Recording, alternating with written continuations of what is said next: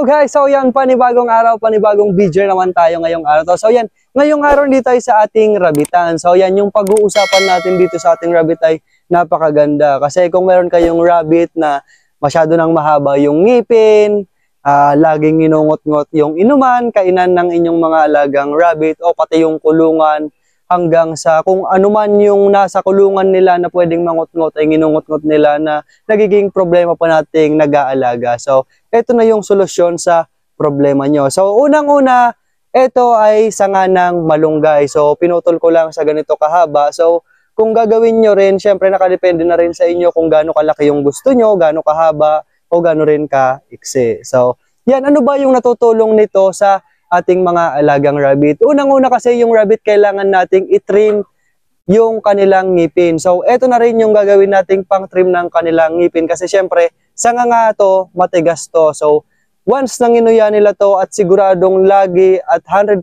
nangunguyain nila to, kaya makakatulong to para pumurol at tumibay yung kanilang ngipin. Kasi sa ganitong sitwasyon nga, tulad itong mga alaga kong rabbit, kung lagi lang namang mga dahon-dahon yung ibibigay ko at yung feed, syempre kulang naman yung tibay o tigas nun para makatulong sa pagpapatibay ng kanilang mga ngipin. Kaya syempre kailangan nating bigyan ng matigas na bagay tulad nga nitong sanga ng malunggay. So kung magtatanong kayo kung sanga nga lang ba ng malunggay yung pwede nating ibigay, so pwede rin kahit yung sanga ng mangga, basta wag naman yung masyadong malaki kasi may hirapan na rin yung rabbit natin. Saka syempre may hirapan na rin kayo sa pagkuha niyan. So kahit ganito lang kalaki, okay na. So, ganyan. Kahit medyo malaki pa dito, walang problema. So, wag lang yung masyado namang maliit kasi hindi tatagal sa ating mga alagang rabbit yan. So, yung nagiging problema kasi sa ating mga rabbit kung hindi nila na-exercise yung kanilang ngipin na nakakapagkagat ng matitigas na bagay tulad nito,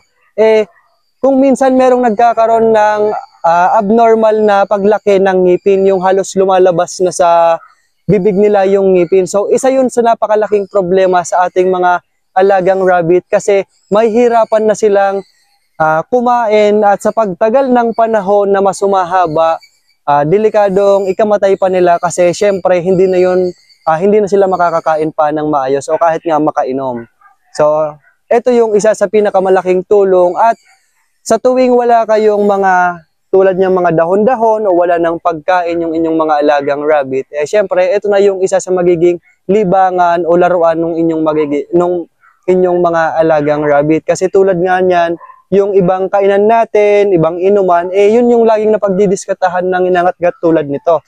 So ayan, tulad nito, ayan, so sira na, inat-ngat na nila. So isang gabi lang yan, kaya imbis na yun yung pagdiskitahan nila, eto na yung kakainin nila kasi ito talagang kakainin nila to, hindi to yung basta lang nilang kakagatin, ngangat-ngatin, tapos ibubuga. So hindi, kakainin na nila diretso to. So yan, napakalaking tulong ng pagbibigay ng sanga sa ating mga alagang rabbit. Kaya yan, kung gagawin nyo, syempre hindi naman masama. So at hindi rin to nakakasama sa ating mga alagang rabbit. So mas maganda nga kung hindi nawawalan nito sa loob ng kulungan ng ating mga alagang rabbit. So yan, hanggang doon na lang muna guys. Sana may natutunan kayo. Bye-bye!